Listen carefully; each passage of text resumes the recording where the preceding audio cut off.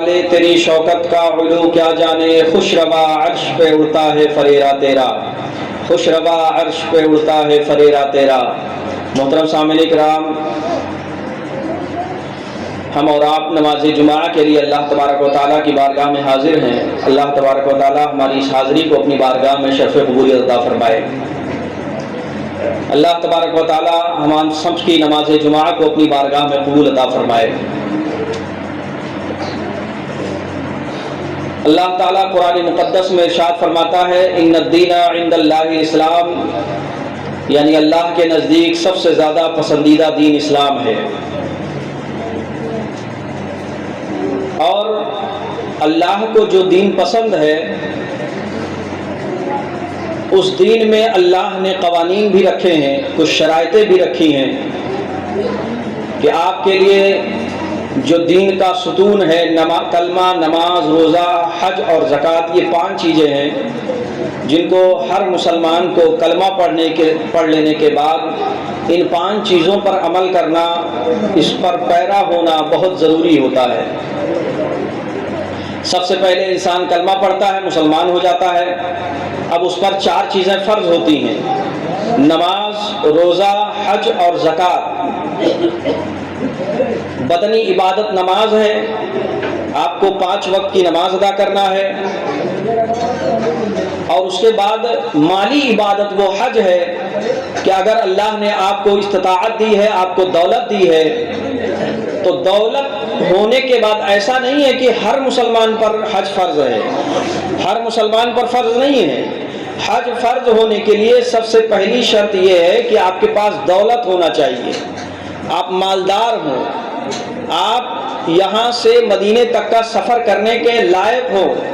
آپ کو اللہ نے اتنی استطاعت دی ہو، تب آپ پر حج فرض ہے۔ اور اس کے بعد اللہ نے اگر آپ کو دولت دیا ہے، مالک نصاب بنایا ہے، تب آپ پر زکوٰۃ فرض ہوگی۔ ہر مسلمان پر زکوٰۃ فرض نہیں ہے۔ اگر کوئی بھی مسلمان کلمہ پڑھ کر مسلمان ہو جاتا ہے تو ضروری نہیں ہے کہ وہ زکوٰۃ دینے کے حقدار کے لائق ہو سکتا ہے وہ اتنا غریب ہو، مسکین ہو کہ وہ زکوٰۃ لینے کے حقدار ہو۔ مسلمانوں میں 2 کیٹیگری ہیں، 2 قسمیں مسلمانوں کی، ایک زکوٰۃ لینے والا اور ایک زکوٰۃ دینے والا۔ ہو سکتا ہے جب وہ انسان مسلمان بنا ہو، وہ کلمہ پڑھا ہو، تو وہ اس حالت کے لائق نہ ہو، اس کے پاس اتنی استطاعت نہ ہو کہ وہ زکوٰۃ دے سکے۔ تو اللہ نے جب آپ کو دولت دی ہے تب آپ پر زکوٰۃ فرض ہوا۔ نماز، روزہ، حج اور اس کے بعد زکوٰۃ۔ روزہ جو ہے، نماز بھی مالی جو ہے بدنی عبادت ہے، روزہ بھی بدنی عبادت ہے۔ نماز پڑھنے میں جو ہے مال کا کوئی حصہ نہیں ہے کہ مال ہوگا تبھی نماز فرض ہوگی، یا جو ہے روزہ رکھنے میں مال کا کوئی وہ نہیں ہے، احتمال نہیں ہے کہ ہمارے پاس جب زیادہ مال ہوگا تبھی ہم روزہ رکھیں گے۔ بدن اگر صحیح ہے، صحت مند ہے، آپ روزہ رکھنے کے لائق ہیں، رکھ سکتے ہیں روزہ، تو آپ پر روزہ فرض ہے۔ روزہ فرض ہونے کے لیے بدن کا صحت یاب ہونا ضروری ہے کہ آپ کے اندر کوئی ایسی استطاعت نہ ہو کہ آپ بیماری میں مبتلا ہوں، اور بیماری بھی ایسی کہ اگر ہلکا پھلکا پھوڑا پھنسی ہو جائے، بخار ہلکا پھلکا آ جائے، تو اس میں روزہ نہیں منقطع ہوگا کہ آپ روزہ نہ رکھیں۔ شریعت نے حکم یہ دیا کہ اگر آپ کے اندر ایسی بیماری لاحق ہو جائے جس سے جان کے جانے کا ڈر ہو، خوف ہو، کہ اگر آپ روزہ رکھیں گے تو آپ جو ہے جان کے جانے کا خدشہ ہے، ڈر ہے کہ کہیں آپ کی جان نہ چلی جائے، ایسی صورت میں شریعت نے کہا کہ اب آپ کو روزہ نہیں رکھنا ہے۔ تو اسلام نے بہت سارے قوانین جو ہے ہم اور آپ پر نافذ کیا ہے۔ آج میں بڑے بہترین موضوع پر اور بڑے اچھے مسائل آپ کے ذہن میں ڈالنا چاہتا ہوں، اور وہ یہ ہے کہ ہماری امت، جو ہماری امت کے لوگ ہیں، اس امت میں بہت سارے سوالات ہمارے نوجوانوں کے اندر رہتے ہیں۔ ایک صاحب نے مجھ سے سوال پوچھا کہ کیا دعا تعویذ وغیرہ کے تعلق سے کہ کیا یہ کرنا جائز ہے، کہ کیا کرنا ناجائز ہے، یا کس حساب سے کیا جائے، کتنی حد تک کرنا صحیح ہے، اور کیا کرنے کے بعد اس کا اجرت لینا کیسا ہے۔ اس تعلق سے ہم سے ایک صاحب نے سوال کیا، تو میں چاہتا ہوں کہ آج پوری تقریر اسی موضوع پر ہو، اور آپ کے ذہن میں جو بھی سوال بنتے ہو وہ سوال آپ کے ذہن سے ختم ہو جائے۔ سب سے پہلی بات تو یہ ہے کہ حدیث پاک میں بہت ساری چیزیں ایسی ہیں کہ دو حدیثیں جب ٹکرا جاتی ہیں، کہ جیسے تعویذ کے تعلق سے ایک حدیث پاک میں ہے بخاری شریف میں کہ رسول اللہ نے مدینہ منورہ میں کچھ بچوں کو گلے میں لٹکے ہوئے کچھ دیکھا، کہ دھاگے میں باندھ کر جیسے ہم اور آپ تعویذ پہنتے ہیں، تو رسول اللہ نے کچھ بچوں کو گلے میں تعویذ کی صورت میں کوئی چیز لٹکا ہوا دیکھا، تو رسول اللہ نے اس کو بڑی سختی کے ساتھ اس کو نوچ کر پھینک دیا، بڑی سختی کے ساتھ اس کو ان بچوں سے ایسے نوچا اور بڑی تاکید کرتے ہوئے سختی کے ساتھ اس کو نوچ کر پھینکا۔ تو یہاں سے کیا ثابت ہوا کہ گلے میں تعویذ کی صورت میں یا کسی چیز کی بھی صورت میں کوئی چیز لٹکانا اسلام میں جائز نہیں ہے۔ اسی کتاب میں ایک حدیث پاک اور ہے، آپ لوگ اپنے ذہن کو بہت کھول کر اگر سنیں گے، ذہن میں بیٹھا کر اگر ان حدیثوں کو سنیں گے تو انشاءاللہ آپ کے ذہن سے بہت ساری گندگی صاف ہو جائے گی۔ اسی کتاب میں ایک حدیث پاک اور ہے کہ رسول اللہ صلی اللہ علیہ وسلم نے کچھ صحابہ کے بچوں کو گلے میں کچھ چیزیں لٹکی ہوئی دیکھی، تو رسول اللہ نے صحابہ کو بلایا اور پوچھا کہ یہ کیا ہے؟ تو جو صحابہ کرام تھے رضی اللہ تعالیٰ عنہ، کہا یا رسول اللہ ہم کو تو آیت الکرسی یاد ہے تو ہم پڑھ لیتے ہیں، لیکن ان بچوں کو آیت الکرسی نہیں یاد ہے، تو ہم نے آیت الکرسی ایک کاغذ پر لکھ کر اور اس کو کپڑے میں سل کر اپنے بچوں کے گلے میں لٹکا دیا ہے تاکہ کہیں یہ تمام بلاؤں اور مصیبت سے، جادو اور ٹونے سے محفوظ رہ سکے۔ صحابہ کا کہنا یہ تھا کہ یا رسول اللہ ہمیں آیت الکرسی یاد ہے تو ہم پڑھ لیتے ہیں، لیکن ان بچوں کو نہیں یاد ہے، تو ہم نے آیت الکرسی کو لکھ کر کاغذ میں ان کے گلے میں لٹکا دیا تاکہ بلا اور مصیبت سے اور بہت ساری چیزیں جادو اور ٹونا سے اور ہوا وغیرہ جو لگ جاتی ہے اس سے محفوظ رہیں۔ تو رسول اللہ نے کچھ نہیں کہا۔ اب جب رسول نے اپنی زبان مقدسہ بند کر لیا کسی معاملات میں تو ظاہر سی بات ہے وہ چیز جائز ہے۔ اب ایک ہی کتاب میں دو حدیثیں ملتی ہیں کہ ایک جگہ رسول اللہ نے دیکھا تو گلے سے کھینچ کر سختی کے ساتھ منع فرمایا،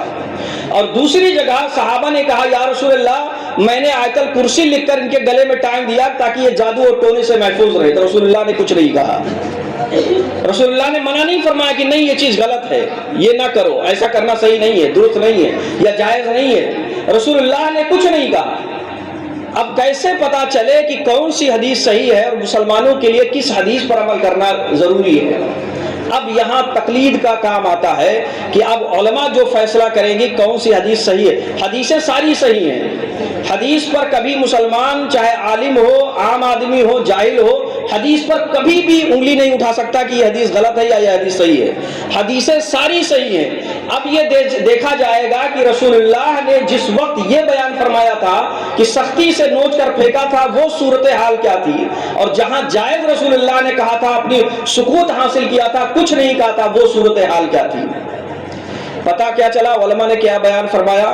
علماء بیان فرماتے ہیں کہ وہ صورت کی جہاں رسول اللہ نے سختی سے منع فرمایا تھا وہ صورتحال یہ تھی